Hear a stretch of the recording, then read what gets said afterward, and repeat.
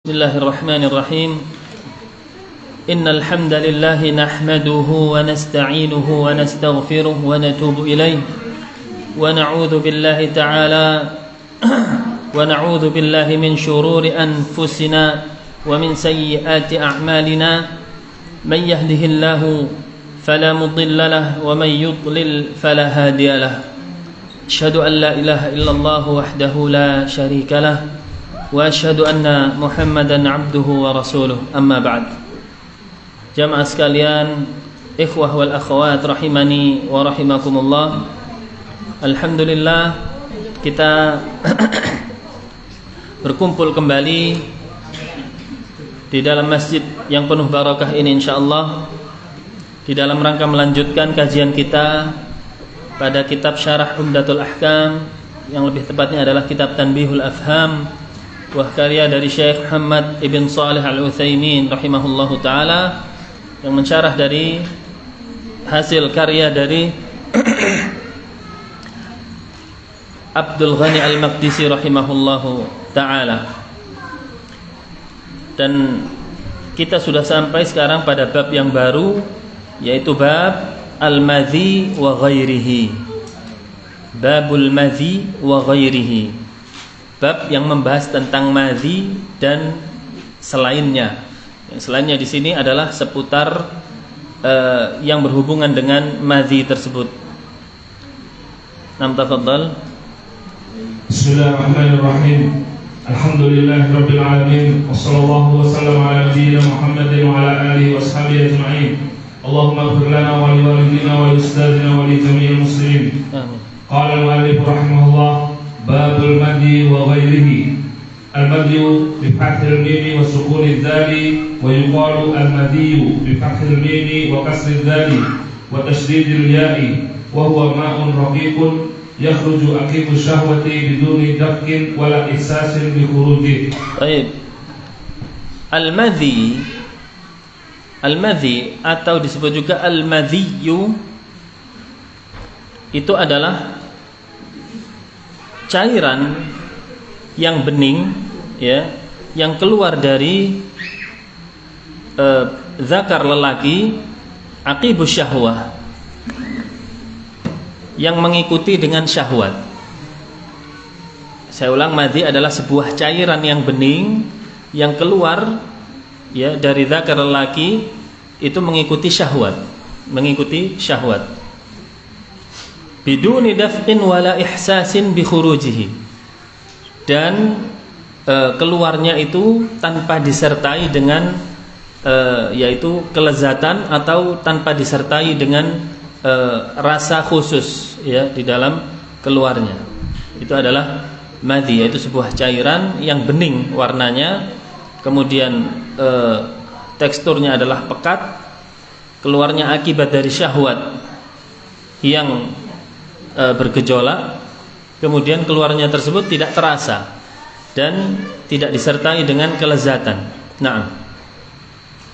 Qala rahimahullah wa qawluhu wa ghairihi, ya'ni anna hadzal bab fihi ahaditsu fil madhi wa ahaditsu fi ghairihi, mithlu nawaqidil wudu'i wa tathhiril najasati wa sunanil fitrati.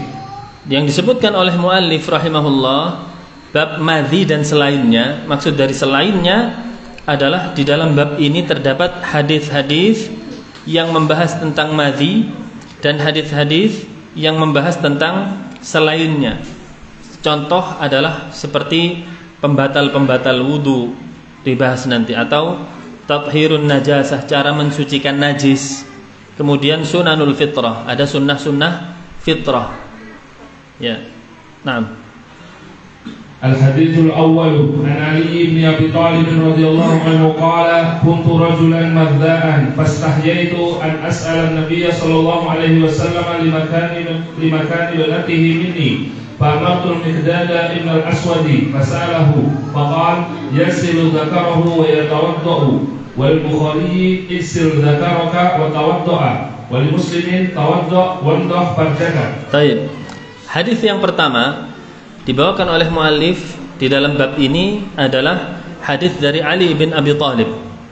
Hadis dari Ali bin Abi Thalib radhiyallahu anhu, beliau mengatakan, kuntu rajulan madzaan.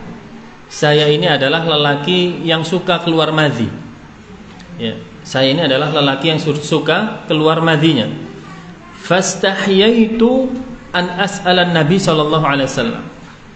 Tetapi saya ini malu untuk menanyakannya kepada Nabi sallallahu alaihi wasallam. Kenapa malu? Limakani ibnatihi minni. Karena yang menjadi istri saya adalah putri beliau sallallahu alaihi wasallam, yaitu Fatimah. Maka Nabi sallallahu alaihi wasallam malu untuk menanyakan kepada Nabi sallallahu alaihi wasallam karena posisinya sebagai mertua beliau. Posisinya sebagai mertua beliau. Fa amartul Miqdad bin al-Aswad. Akhirnya saya menyuruh Miqdad bin al-Aswad untuk menanyakan hal tersebut kepada Nabi sallallahu alaihi wasallam. Maka beliau sallallahu alaihi wasallam menjawab lewat perantara Miqdad bin al-Aswad, yaghsilu dzakarahu wa yatawadda. Hendaklah dia mencuci dzakarnya, kemudian dia berwudu. Ketika keluar madhi, kata Rasul sallallahu alaihi wasallam, mencuci dzakarnya, kemudian dia berwudu. Ini lafaz milik Muslim. Kemudian lafaz dari Bukhari mengatakan ighsil dzakaraka wa tawadda. Ya. Artinya yaitu cucilah zakarmu, kemudian berwudulah. Dan lafaz dari Muslim juga tawadda wandah farjaka. Wudu kemudian indah farjaka. Indah itu adalah memercikkan. Kita ambil air kemudian dipercikkan. Itu namanya indah. Tidak perlu dibasuh, tidak perlu dicuci. Madhi tersebut hanya dipercikkan di tempat bekas di pakaian yang menempel madhi tersebut, dipercikkan. Wandah farjaka, dan percikan juga ke kemaluanmu. Taib, wasil. Ar-Rawi. Tsumma qala rahimahullah Ar-Rawi Ali ibn Abi Talib ibn Abdul Muttalib Al-Qurasyi Al-Hashimi Amirul Mu'minin wa Rabi'u Khulafa'il Muslimin. Taib. Jadi kitab ini keutamaannya adalah di samping kita mempelajari fikihnya, kita juga diselingi dengan mempelajari beberapa perawi dari hadis tersebut. Saat ini kita mendapatkan hadis dari riwayat Ali bin Abi Talib. Maka di sini jelaskan secara ringkas, Ali bin Abi Talib ibn Abdul Muttalib. Jadi Ali ini bapaknya namanya Abu Talib, kakeknya namanya Abdul Muttalib. Nabi SAW Muhammad ibn Abdullah bin Abdul Muttalib. Maka bertemu di kakek. Berarti hubungannya apa? Sepupu. Berarti hubungannya sepupu. Al-Qurasyi Al-Hashimi, termasuk dari suku Quraisy dari Bani Hashim. Dari Bani Hashim. Amirul Mu'minin wa Rabi'u Khulafa'il Muslimin. Ali bin Abi Talib termasuk pemimpin kaum muslimin dan termasuk Khulafa'ur Rasyidin yang keempat. Ya, ini harus kita ketahui, ikhwan fiddin wal akhwat rahimani wa rahimakumullah, sebagai perbendaharaan ya pengetahuan kita terhadap tokoh-tokoh kaum muslimin yang dengannya lebih bisa menggerakkan hati kita untuk mencintai agama Islam dan umat Islam dengan lebih mengenal tokoh-tokoh kaum muslimin. Wasil. Ibnu Ammi Khatamin Nabiyyin. Ibnu Ammi Khatamin Nabiyyin, yaitu sepupu dari Nabi SAW sebagai penutup para nabi. Tarabba fi hajri Nabi sallallahu alaihi wasallam wa amana bihi min hina bu'itha. Taib. Kemudian Ali ibn Abi Talib yaitu berada di dalam asuhan Nabi SAW, di bawah pendidikan Nabi SAW semenjak masa kecilnya, dan termasuk orang yang beriman pertama kali kepada Nabi SAW ketika beliau diutus. Sebagian ahli sejarah mengatakan Ali bin Abi Talib termasuk sahabat yang pertama kali masuk Islam dari golongan anak-anak. Taib. Wazawwajahu Nabi sallallahu alaihi wasallam ibnatahu Fatimah Dan Nabi SAW menikahkan Ali ibn Abi Thalib dengan putrinya, yaitu Fatimah. Padahal Ali ibn Abi Thalib, ya, ini perlu digarisbawahi ini bagi orang-orang tua, bahwasanya Ali bin Abi Thalib itu adalah pemuda yang sangat-sangat miskin pada waktu itu. Tidak memiliki penghasilan yang cukup untuk dirinya saja, tidak cukup. Tapi Nabi SAW memandang sisi lain daripada Ali bin Abi Thalib, adalah orang yang soleh, orang yang takut kepada Allah, orang yang bertakwa. Maka Nabi SAW menikahkan putrinya, tidak memandang hartanya, tidak memandang hartanya.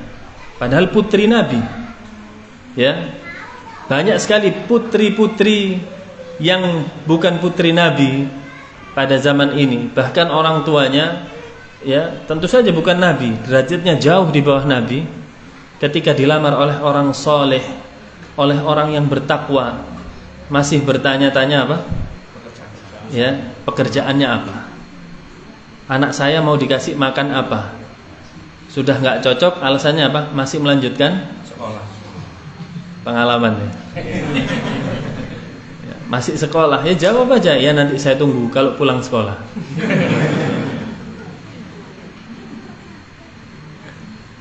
Nah, jadi ini betul-betul kita jadikan perhatian. Ini termasuk sunnah.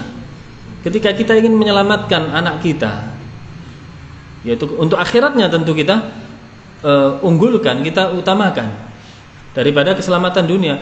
Orang-orang tua itu takut lapar, takut anaknya kelaparan, tapi tidak takut anaknya sengsara di akhirat. Akhirnya menyesalnya kapan? Di masa tuanya. Menyesalnya di masa tuanya. Ini adalah sunnah Nabi SAW. Menikahkan yang pertama itu kita lihat adalah ketakwaannya, kesolihannya. Kalau makannya Allah yang menjamin. Kata Allah Subhanahu wa taala lewat pernikahan, in takunu fuqara'a yughnihimullah. Jika kalian fakir, maka Allah akan beri makan lewat pernikahan itu. Ya. Di dalam sebuah riwayat dari para salaf mengatakan, kunna natlubur rizqa bizzawaj. Kami dulu kalau cari rizki caranya dengan menikah. Ya. Satu kurang rizkinya. Taib. Wa khallafahu fi ahli fi ghazwati Tabuk. Wa qala ama tarda an takuna minni bi manzilati Harun min Musa illa annahu la nabiyya ba'di. Taib. Wa khallafa fi ahlihi wa khallafahu fi ahlihi fi ghazwati Tabuk. Dan Rasul sallallahu alaihi wasallam yaitu menggantikan posisi Ali radhiyallahu an pada perang Tabuk. Pada perang Tabuk, Ali dijadikan sebagai pengganti Nabi sallallahu alaihi wasallam pada perang itu, panglima. Wa qala, sambil beliau mengatakan, ama tarda an takuna minni bimanzilati Harun min Musa. Tidakkah engkau ridha wahai Ali ketika aku jadikan engkau seperti posisinya Harun dan Musa? Posisinya Harun dan Musa apa? Sama-sama nabi. Tapi beliau mengatakan illa annahu la nabiyya ba'di. Kecuali memang tidak ada nabi setelahku. Ini menunjukkan keutamaan, ya, rekomendasi dari Nabi bahwasanya Ali bin Abi Thalib itu orang yang saleh. Bahkan Rasul mengatakan seperti posisinya Harun dan Musa. Subhanallah, ya. Tapi tetap tidak ada nabi setelah Nabi Muhammad sallallahu alaihi wasallam. Ini hanya menunjukkan betapa mulianya sahabat Ali bin Abi Thalib. Wasil. Syahida lahu Nabi sallallahu alaihi wasallam bil jannah. Wastuhira bil furusiyyati wasyaja'ah wal ilmi wal fitnah. Kemudian Nabi sallallahu alaihi wasallam bersaksi atas Ali bin Abi Thalib dengan surga, menjanjikan surga semasa hidupnya. Semasa hidupnya Ali bin Abi Thalib sudah mendengar bahwasanya dia adalah calon penghuni surga, Masya Allah. Ya, luar biasa. Ini betapa mulianya para sahabat Nabi SAW dikabarkan surga oleh Allah semenjak masa hidupnya. Dan karena salah satu faktor inilah yang menjadikan kita harus mengikuti cara beragama mereka. Karena mereka ketika dikabarkan surga semasa hidupnya justru tambah takut, justru tambah tunduk kepada Allah, bukan merasa aman. Sudahlah, sudah dapat surga, selesai. Nah, orang sekarang subhanallah, Pak, enggak sholat Pak, tidak puasa. Afwan, saya beda dengan Anda. Anda masih syariat, saya sudah ma'rifat. Ya, pakai dalil. Wa'bud rabbaka hatta ya'tiyakal yaqin. Sembahlah Rabbmu sampai datang keyakinan. Sementara saya sudah yakin, sholat saya sudah mencapai derajat tertentu, saya puasa sudah yakin. Maka kalau sudah yakin, kata ayat ini tidak perlu ibadah lagi. Ya, kita katakan dia salah paham alias gagal paham. Al-yakin dimaksud dalam itu adalah al-maut. Maka beribadahlah kepada Rabbmu sampai mati, sampai datang al-maut, sampai mati, bukan sampai yakin. Itu akibat kenapa? Dalil dipahami dengan akalnya sendiri, dengan perasaannya sendiri, maka pasti sesat. Washtuhira bil furusiyyati wasyaja'ati wal ilmi wal fitnah, atau bisa wal fatanah. Ya, Ali dikenal dengan kemahirannya menunggang kuda, kemudian dikenal dengan pemberani, sangat berani. Ali bin Abi Thalib, di dalam kisahnya dia membunuh Amr bin Wud pada perang Khandaq. Amr bin Wud terkenal dengan keberaniannya, dari golongan kaum musyrikin Quraisy. Ya, umurnya udah mencapai 70 tahun ke atas, tetapi sangat kuat. Ya, tidak pernah tumbang ketika perang tanding. Dan Amr bin Wud pada waktu itu, pada perang Khandaq, bernafsu sekali ingin membunuh Nabi SAW. Dia merasa bahwasanya pasukannya sudah bisa menguasai kaum muslimin.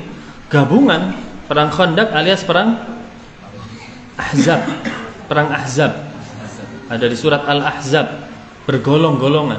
Dari beberapa golongan itu bersatu ingin mengalahkan kaum muslimin.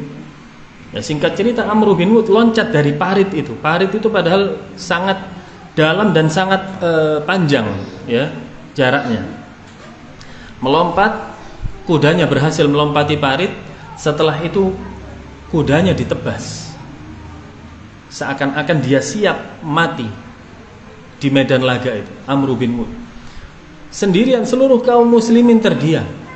Tahu ini Amr bin Wud ini terkenal, nggak ada yang pernah menang lawan duel laga melawan Amr bin Wud. Sambil dia melantunkan syair-syair yang mencela kaum muslimin. Mana surgamu, mana jihadmu, silahkan cepat bidadari menunggumu. Dibakar kaum muslimin supaya luar biasa, ini orang berani. Biasanya orang kalau mau menyerang dijatuhkan mentalnya, ini tidak dibakar semangatnya. Subhanallah, ya. Tapi tidak ada satupun yang maju. Ali bin Abi Thalib mengatakan, siapa yang berani? Kata Amr bin Wud. Kata Ali bin Abi Thalib, ya Rasulullah, saya yang maju. Tahan Ali, jangan. Rasulullah masih khawatir dengan Ali. Jangan, ini Amr bin Wud ini. Diam Ali bin Abi Thalib. Kemudian melantunkan syairnya lagi. Apakah hanya di sini keberanian kalian? Mana yang namanya surga menantimu? Terus, ya Rasulullah, saya dulu sudah gak kuat, kata Ali bin Abi Thalib.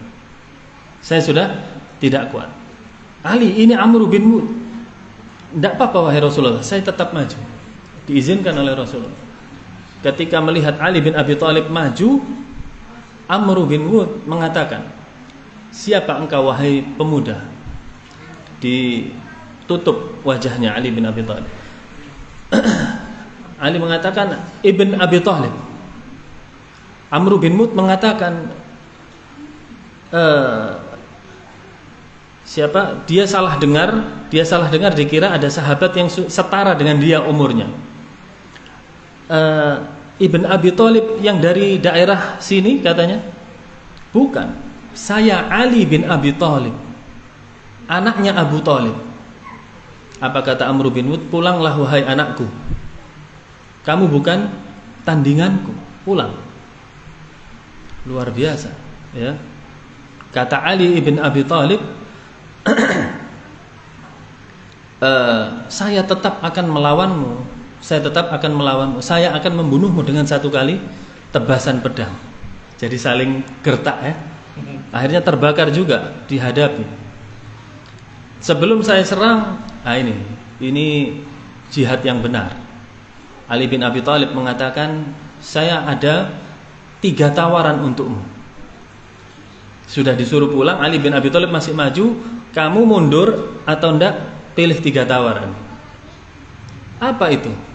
Yang pertama, pulang. Kata Ali bin Abi Thalib, pulang. Kamu gila, saya sudah lompat ke sini siap mati. Kuda saya sudah saya tebas. Saya tidak akan mundur dari medan laga ini. Ya. Kalau gitu yang kedua, masuk Islam. Kamu masuk Islam. Tidak mungkin, kata dia. Tidak mungkin masuk Islam.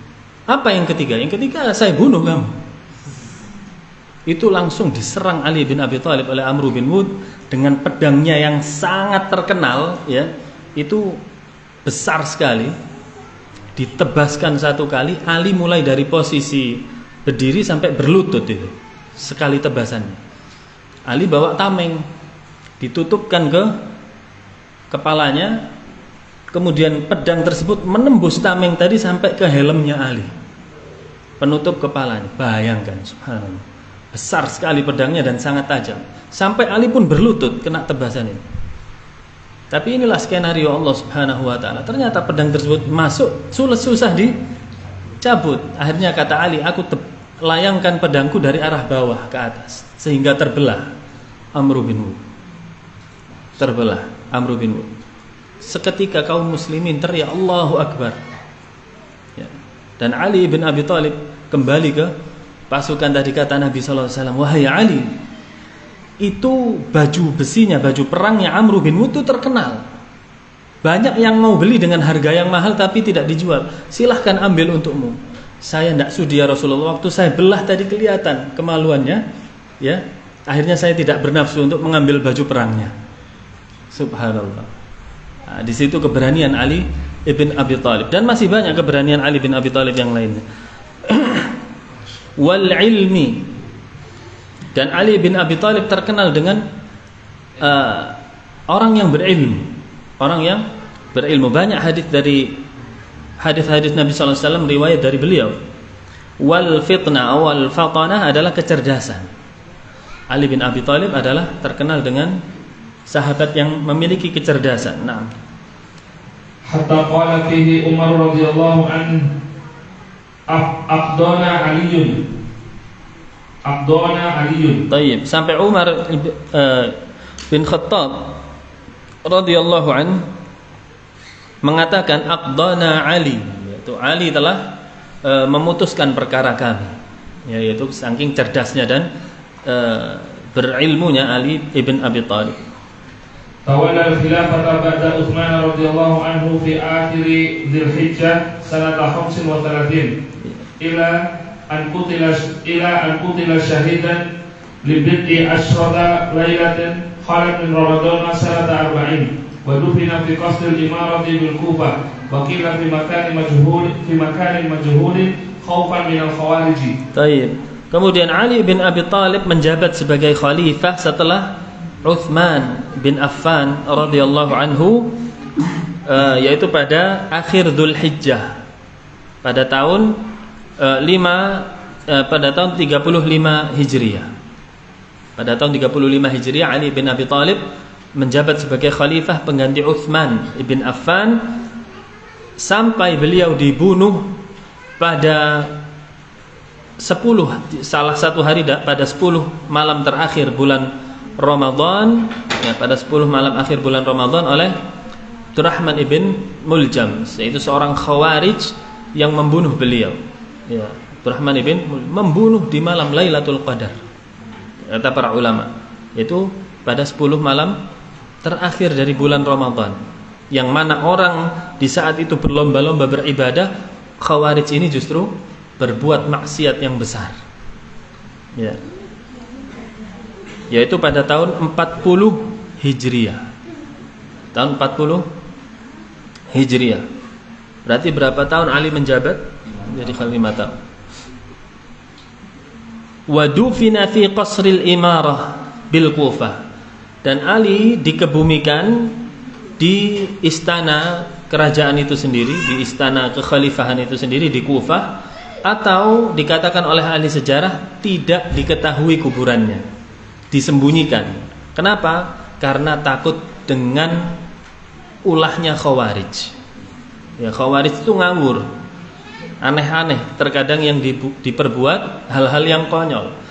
Para sahabat takut nanti kita lengah, ini kuburan dibongkar, kemudian dimutilasi lah dan lain sebagainya. Maka kuburannya disembunyikan oleh para sahabat. Nah,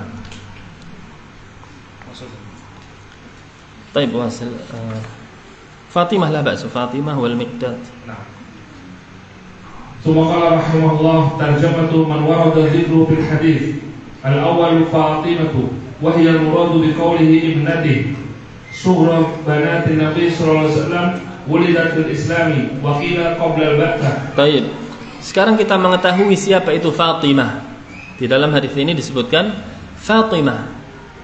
Fatimah, ya, yang dimaksud dengan ibnatihi, putri Nabi sallallahu alaihi wasallam, termasuk sughra banatin Nabi sallallahu alaihi wasallam, putri Nabi yang paling ragil, yang paling kecil, ya, yaitu Fatimah. Wulidat fil Islam, beliau dilahirkan ketika Islam sudah ada. Islam sudah ada. Waqil qabla al-ba'tsah, atau dikatakan sebelum Nabi diutus. Ada dua riwayat dari ahli sejarah mengatakan, satu mengatakan setelah Islam, kemudian satu mengatakan tidak, Fatimah lahir sebelum Nabi diutus.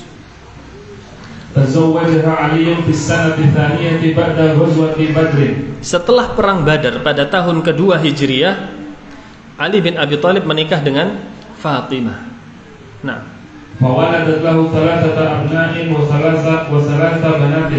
kemudian Fatimah melahirkan 3 putra dan 3 putri. Ya, melahirkan 3 putra dan 3 putri. Qala fiha Nabi sallallahu alaihi wasallam Fatimatu bar'atun minni faman ardabaha ardabani. Kemudian Rasul sallallahu alaihi wasallam bersabda tentang putrinya Fatimah, Fatimatu bad'atun minni. Fatimah itu adalah darah dagingku, bagian dari tubuhku. Faman aghdabaha aghdabani. Barang siapa yang membencinya, maka dia juga membenciku. Ya, ini adalah tamparan keras buat kaum Syiah yang menganggap bahwasanya kita itu tidak menghormati Ahlul Bait. Ya, justru kita bahkan menghormati Ahlul Bait sesuai dengan manzilahnya. Ya, seperti ini disebutkan bahwasanya Rasul sallallahu alaihi wasallam mengatakan barang siapa yang membenci Fatimah, maka dia membenciku. Maka kita mencintai Rasul sallallahu alaihi wasallam dan mencintai kerabat beliau. Wa akhbaraha annaha awwalu ahli baitihi luhuqan bihi wa qala ana tardaina an takuni sayyidatan nisa'i ahli jannah. Dan dikabarkan bahwasanya Fatimah radhiyallahu taala anha adalah keluarga pertama Nabi sallallahu alaihi wasallam yang bertemu dengan beliau setelah wafatnya. Setelah Nabi sallallahu alaihi wasallam wafat, tidak lama berselang kemudian Fatimah menyusul wafat. Sebagaimana sabda Nabi sallallahu alaihi wasallam sebelum wafatnya, "Ama tardaina an takuni sayyidatan nisa'i ahlil jannah?" Wahai Fatimah, tidakkah engkau ridha ketika engkau dijadikan sebagai pemimpin wanita di surga? Ya, maka ini adalah rekomendasi dari Nabi sallallahu alaihi wasallam. Maka kita persaksikan bahwasanya Fatimah adalah ahlul jannah karena sabda Nabi sallallahu alaihi wasallam. Tuwfiyat fil Madinati fi Ramadan sanata 11 wa laha 24 sanatan. Fatimah radhiyallahu taala anha meninggal di Madinah pada bulan Ramadan pada tahun yaitu 11. Nabi sallallahu alaihi wasallam pada tahun berapa? 11 juga. 11 juga. Berarti selang hanya 1-2 bulan dengan Nabi sallallahu alaihi wasallam wafatnya. Walaha arba'u wa ishruna sana, pada usia 24 tahun. Ya, yaitu Fatimah radhiyallahu taala anha. Summa qala rahimahullah wasani al-Miqdad huwa ibnu Amri ibn Tha'labah al-Kindi. Yang kedua kita harus ketahui di dalam hadis ini disebutkan al-Miqdad. Miqdad bin al-Aswad. Ya. Huwa ibnu Amr bin Tha'labah al-Kindi. Dia adalah ibnu Amr ibn Tha'labah al-Kindi. Nah, nusiba ila al-Aswad ibn Abdi Yahutha az-Zuhri li'annahu tabannahu. Beliau dinisbatkan dengan nama Al-Aswad, ya, karena ada seseorang yang bernama Al-Aswad bin Abdi Yahutha az-Zuhri, dan Al-Aswad ini adalah yang memelihara Miqdad, satu tempat dengan Al-Aswad, maka dikenal dengan Miqdad Al-Aswad. Ya. Nah, aslama qadiman wa hajara hijratain. Miqdad ibn Al-Aswad yaitu orang yang masuk Islam di awal-awal dan sempat berhijrah 2 kali. Sempat berhijrah 2 kali. Di mana? Hijrah ke pertama Habasyah, yang kedua ke Madinah. Wa tazawwaja Duba'ah binti Zubair ibn Abdul Muttalib an Nabi sallallahu alaihi wasallam. Naam. Dan menikah dengan Duba'ah binti Zubair bin Abdul Muttalib, paman Nabi sallallahu alaihi wasallam. Ya, wa syahida, maksudnya paman Nabi di sini adalah bibi dari Nabi sallallahu alaihi wasallam. Ya, Duba'ah binti Zubair ibn Abdul Muttalib. Afwan, maksudnya paman Nabi adalah ayah dari Duba'ah ini, yaitu bernama Zubair bin Abdul Muttalib. Ya, Zubair bin, jadi Abdul Muttalib punya anak siapa? Abdullah, salah satunya adalah Zubair. Zubair ini punya anak namanya Duba'ah. Duba'ah menikah dengan Miqdad bin Al-Aswad. Wa syahida ghazwat Badr wa ma ba'daha. Dan mengikuti perang Badar dan perang-perang setelahnya. Nah, ini saya ungkapkan di sini pentingnya juga pada zaman dahulu itu Rasul sallallahu alaihi wasallam menikahkan dengan yang terdekat, ya, keluarganya, terus dicarikan yang sudah ngaji siapa. Nah, ambil. Ini yang sudah ngaji lagi. Loh ya, benar. Ini mempererat, ya. Benar. Ya, ini sangat mempererat solidaritas, ya.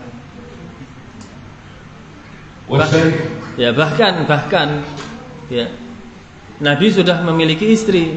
Kemudian Umar bin Khattab, kerabatnya yang sangat dekat, menawarkan anaknya kepada Nabi sallallahu alaihi wasallam. Menawarkan Hafsah jadi istrinya Nabi sallallahu alaihi wasallam. Iya. Naam. Wa syahida fatha Misr. Dan menyaksikan pembebasan kota Mesir. Qala Nabi sallallahu alaihi wasallam fi ghazwati Badr wa la naqulu laka kama qalat Banu Israil li Musa fadhhab anta wa rabbuka faqatila inna hahuna qa'idun walakinna nuqatilu an yaminika wa an shimalika wa bayna yadayka wa khalfaka. Baik. Dan Miqdad bin Al-Aswad ini mengatakan kepada Nabi sallallahu alaihi wasallam pada perang Badar, wala naqulu laka kama qalat Banu Israil li Musa. Ya, kami tidak mengatakan kepadamu wahai Nabi Muhammad sallallahu alaihi wasallam seperti yang dikatakan Bani Israil kepada Musa.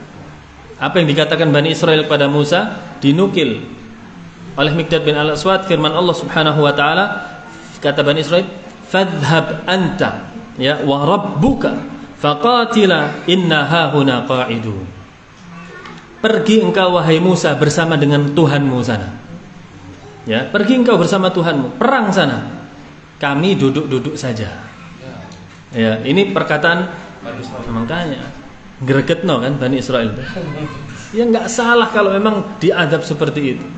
Ya, luar biasa Bani Israil sangat-sangat kaum yang dimuliakan tetapi sangat kurang ajar kepada nabi-nabi mereka. Bahkan sampai membunuh nabi-nabi mereka.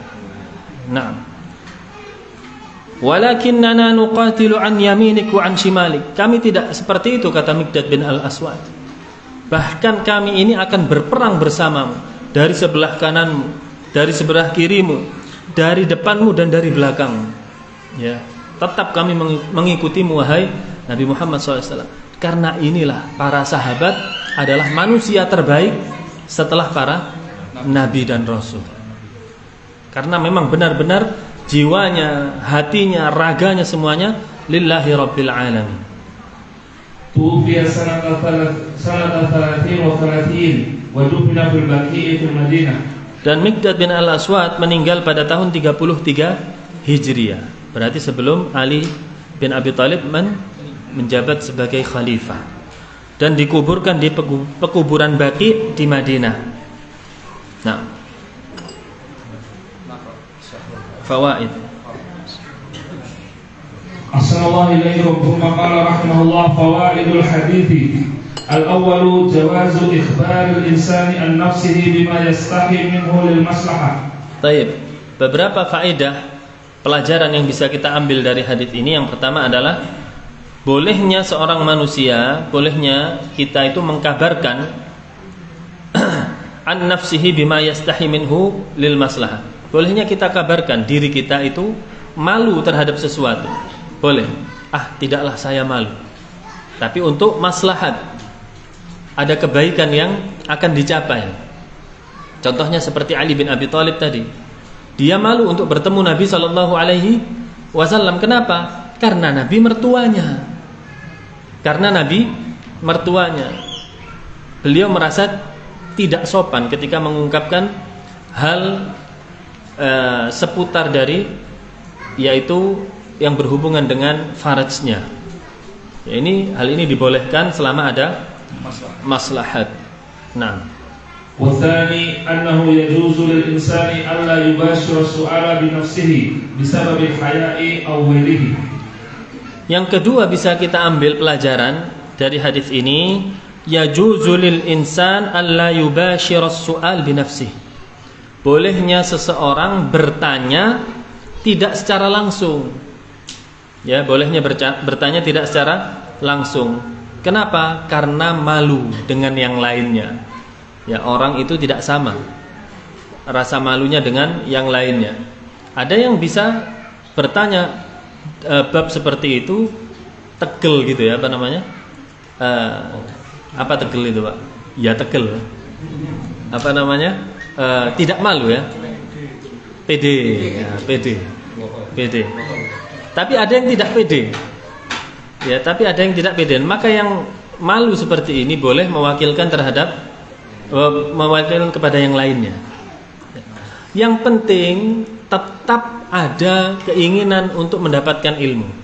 Jangan sampai dengan alasan malu tapi dia tidak mau menuntut ilmu, ya.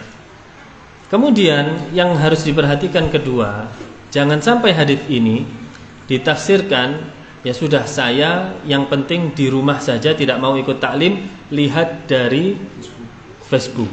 Kenapa? Malu. Ini enggak pakai hadis ini, ya. Ini tidak benar. Apakah di sini mertuamu semua, kan gitu? Karena Nabi SAW apa? Malu karena mertuanya. Malunya ada maslahat. Karena pertanyaannya berhubungan dengan farajnya. Ya. Baik. والثالث أن من الأدب ألا يذكر الرجل عند أقارب زوجته ما يتعلق بالفروج والشهوة. Yang ketiga pelajaran dari hadis ini yaitu bagian dari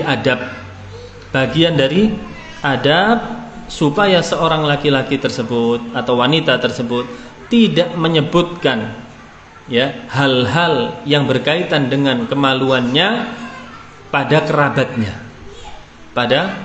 kerabatnya. Bagian dari adab. Nah, والرابع جواز التوكيل في السؤال عن العلم بشرط أن يكون الوكيل موثوقا في فهمه وحفظه ودينه. Iya. Bolehnya, yang keempat adalah bolehnya mewakilkan seseorang di dalam menanya sebuah ilmu dengan syarat yang diwakilkan dengannya itu adalah orang-orang yang terpercaya, orang-orang yang juga bertakwa. Kenapa? Karena jawaban yang didapatnya nanti juga akan disampaikan sesuai dengan yang diterima, sesuai dengan yang diterima. Jika tidak orang yang bertakwa, maka bisa dipelintir-pelintir. Ini seperti konsep perawi hadis, seperti konsep perawi hadis. Orang yang meriwayatkan hadis kepadanya dilihat dulu tuh ketakwaannya, dilihat dulu keimanannya. Kalau ahlul bid'ah maka tidak diterima oleh mereka. Nah, wal khamis wujubu ghusli dzakari kullihi minal madhi. Yang kelima, mendapatkan pelajaran dari hadis ini adalah wajib mencuci zakar seluruhnya dari madhi. Ya, wajib mencuci zakar seluruhnya dari madhi. Dan yang dicuci adalah bagian yang terkena dengan madhi tersebut. Ketika selesai maka sudah sah. Nah. Wasadisu anal madhiya naqidun lil wudu. Pelajaran yang keenam, bisa kita ambil pelajaran di sini bahwasanya madhi itu adalah salah satu pembatal wudu. Madhi adalah salah satu pembatal wudu. Nah, wasabi fadilatu Ali bin Abi Thalib radhiyallahu anhu haitsu lam yamna'hu al-haya'u min tarki su'ali biwasitatin. Yang ketujuh, menjelaskan keutamaan Ali bin Abi Thalib radhiyallahu anhu ketika beliau tidak malu dan tidak terhalangi di dalam menyuruh orang untuk bertanya tentang ilmu. Ya, untuk bertanya tentang ilmu. Terkadang kita tolong tanyain dong, itu gengsi kita. Oh, dikira nanti saya orang bodoh, dikira nanti saya tidak tahu ilmu. Ya, jadi tidak mau mengungkapkan ke orang tentang ketidaktahuannya terhadap sebuah ilmu. Ini kesalahan. Ini kesalahan. Naam. Wasil. Assalamualaikum warahmatullahi wabarakatuh. Al-hadits ats-tsani an Abbad ibn Tamim an Abdullah bin Zaid bin Asim al-Mazini radhiyallahu anhu qala syukiya ila Nabi sallallahu alaihi wasallam ar-rajulu yukhayyalu ilaihi annahu yajidu shay'an fi shalah faqala la yansarif hatta yasma'a sawtan aw yajida rihan. Al-hadits ats-tsani, hadis yang kedua pada bab ini adalah hadis dari Abbad ibn Tamim. Abbad ibn Tamim dari Abdullah bin Zaid bin Asim al-Mazini radhiyallahu anhu qala, beliau mengatakan syukiya ilan nabiy sallallahu alaihi wasallam ar-rajulu, ya, katakan kepada Nabi, dilaporkan kepada Nabi, yaitu dikeluhkan ya kepada Nabi sallallahu alaihi wasallam, ada seseorang yukhayyalu ilaihi, yang selalu terbayang-bayang, merasa was-was, yajidu syai'a fis shalah, dia was-was akan terjadinya sesuatu pada salatnya, yaitu dari duburnya, ya, dari duburnya. Dia merasa ini saya buang angin atau tidak, was-was. Bisa jadi kita insyaallah pernah merasakannya, ada pergerakan ya, ada pergerakan di lubang dubur kita. Ini adalah kentut atau tidak ini sebenarnya? Biasanya orang-orang gemuk yang merasakan. Ya. Faqala, maka Nabi SAW bersabda, la yansarif, jangan terburu-buru dibatalkan sholatnya, hatta yasma'a sautan aw yajida rihan, sampai terdengar suara atau tercium bau. Ya, kalau ada pergerakan seperti itu, terus saja sholat. Hapus dengan sabda Nabi ini sampai terdengar suara, gitu. Ya, atau tercium bau. Kalau bau ini biasanya nah, tapi ada baunya. Nah, ini baru batal sholatnya. Na'am. Ar-rawi. Ar-rawiyan. Ar-rawiyan. Al-awwalu Abbad bin Tamim ibn Zaid rahimahullah. Thiqatun min at-tabi'in 'ala al-masyhuri. Ya, perawi hadis ini dari golongan tabi'in. Yang pertama adalah Abbad ibn Tamim ibn Zaid rahimahullah, adalah seorang yang terpercaya dari golongan tabi'in secara masyhur. Nah, والثاني Abdullah ibn Zaid ibn Asim sabaqat tarjamatuhu fil hadits ar-raqmi ats-tsamaniyah. Abdullah, yang kedua sahabat Abdullah ibn Zaid bin Asim, telah kita baca biografinya pada bab wudu, hadis nomor 8. Fawaid. Fawaidul hadits. Al-awwalu anna al-mutatahhira idza syakka fi hadathi. Iqra syarh al-ijmali, afwan. الشرط الإجمالي قد يكون الإنسان على طهر فيحس بتحرك حدث عليه فيظن أنه أحدث ويقلق من ذلك وفي هذا. Terkadang manusia, dijelaskan hadis ini menjelaskan bahwasanya terkadang manusia itu, seorang itu ketika berada pada posisi suci, tidak ada hadas, terkadang dia merasakan ada gerakan seperti yang saya sebutkan tadi. Dia merasa dia telah berhadas, batal wuduknya, ya, sehingga dia pun merasa was-was di sana. Tapi dia merasa batal, tapi tidak ada angin, tidak ada suara, begitu ya, tidak ada bau juga. Apakah batal? Enggak. Batal? Enggak. Nah, seperti ini, maka wasil. Wa fi hadzal hadits yurshidu Nabi sallallahu alaihi wasallam ummatahu ila ma yatma'innul insanu yutam'inu insana wa yazilu anhu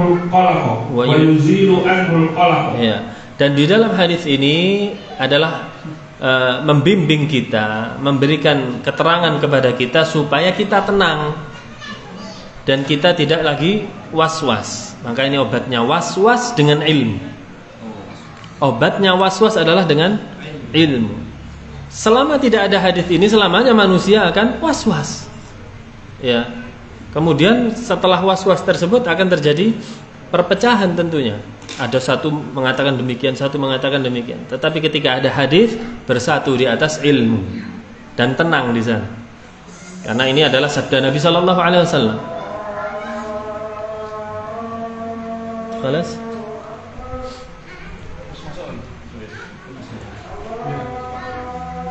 Tafadhal.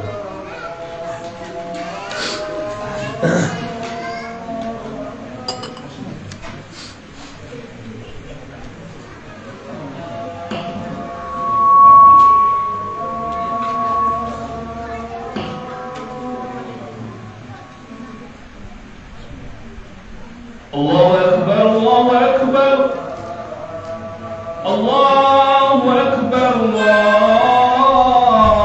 Allahu Akbar. Asyhadu an la ilaha illallah. Asyhadu an la ilaha illallah. Asyhadu anna Muhammadar Rasulullah. وأن محمد رسول الله.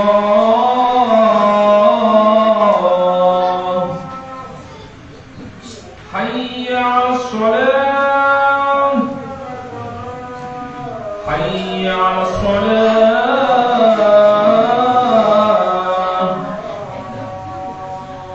حي على الفلاح، حي على الفلاح.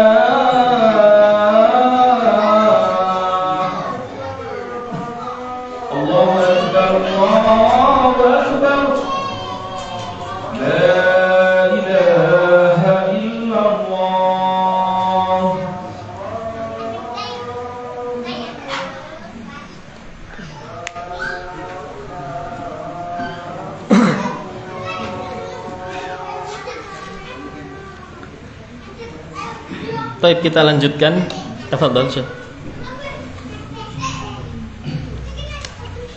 Assalamualaikum warahmatullahi wabarakatuh. حيث أفتى عبد الله بن زيد حين سأله عن هذه المشكلة فأرشده إلى البناء على الأصل الأول وهو الطهارة وأن يبقى في صلاته فلا ينصرف منها حتى يتيقن زوال الطهارة بسماع الحدث أو شم ريحه.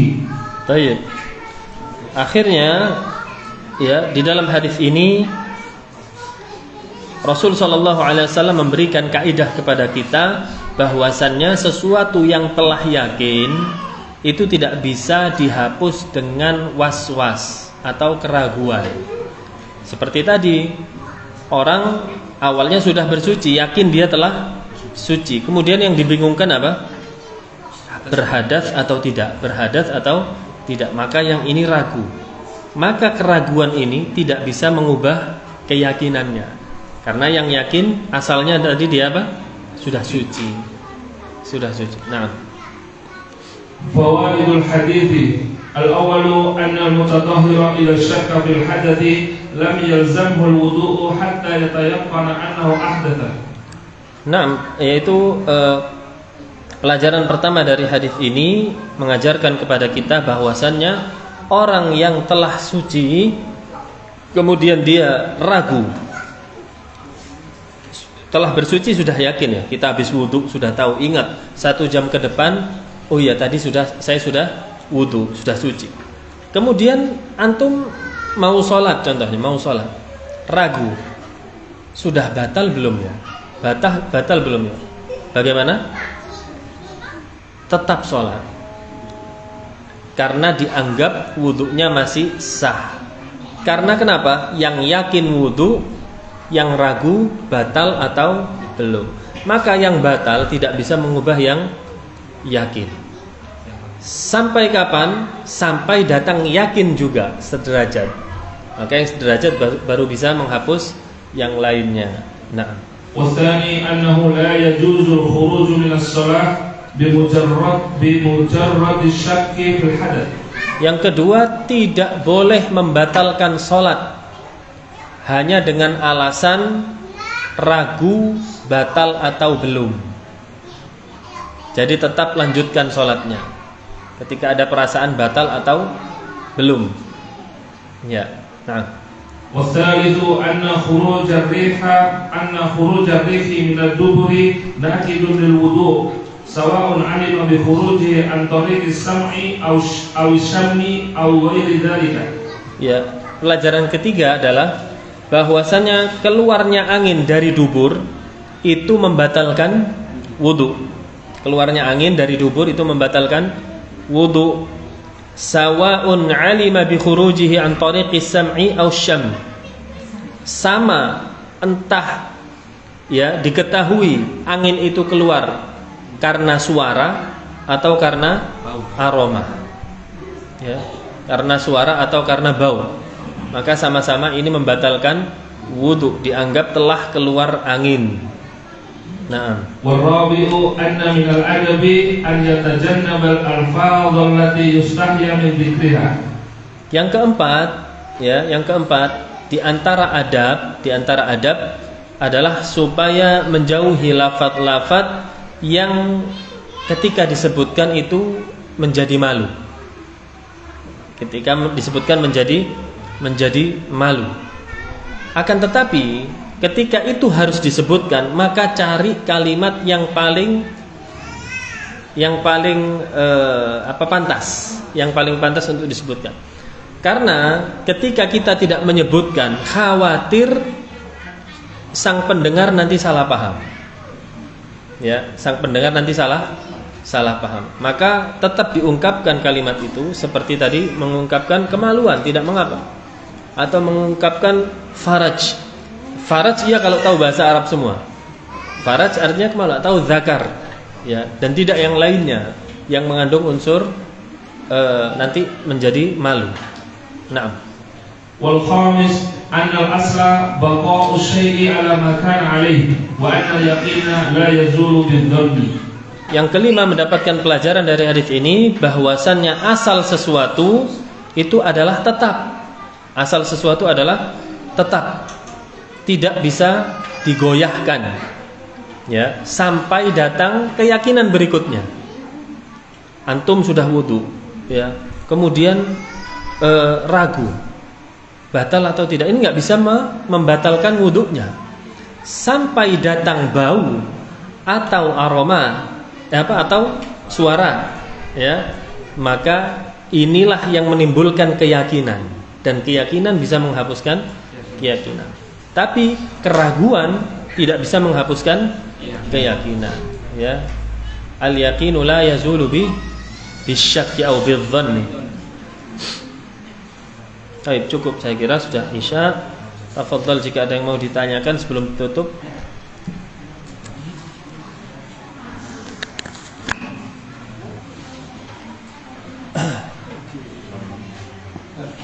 Ya, Bang. Oh iya, terima kasih. Nanti yang mungkin belum kita mendengar tentang ini, memercikan yang harian itu. Ya, memercikan. Sudah ya?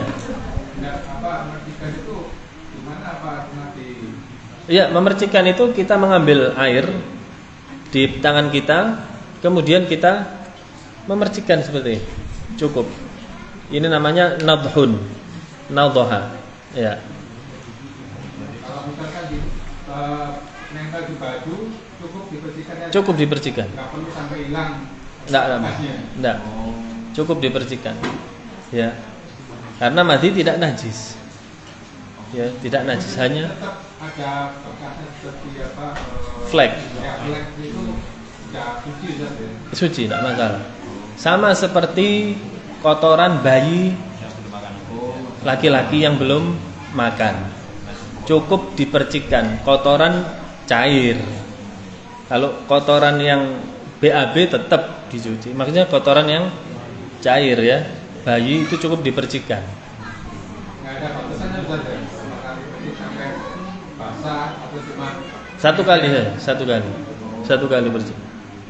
Satu kali percik cukup. kalau langsung dicuci apa juga termasuk sudah suci? Boleh. Itu percik itu minimal. Iya, dipercikan itu minimal.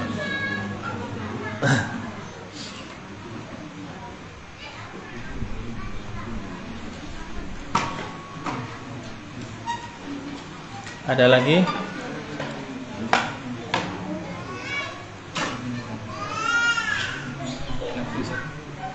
Oh iya.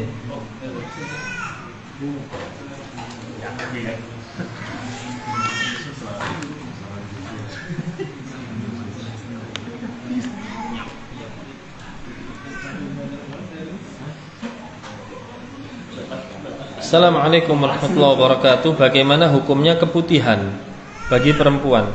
Apakah itu najis dan membatalkan wudu? Ya, na'am. Keputihan, wallah alam, itu adalah penyakit. Itu adalah penyakit. Masuk di dalam istihadah dan tidak membatalkan wudu, ya, tidak membatalkan wudu karena itu penyakit. Kemudian apakah itu najis? Juga tidak. Juga tidak najis karena itu adalah penyakit, bukan darah haid, bukan darah haid. Nah, bukan darah haid dan bukan nifas. Ada perempuan itu ada 3: haid, nifas, istihadah. Istihadah termasuk darah penyakit. Ini tetap sholat, wajib sholat, tetap puasa. Iya. Kalau yang tidak boleh sholat puasa itu haid dan nifas. InsyaAllah akan kita lewati pembahasannya di sini.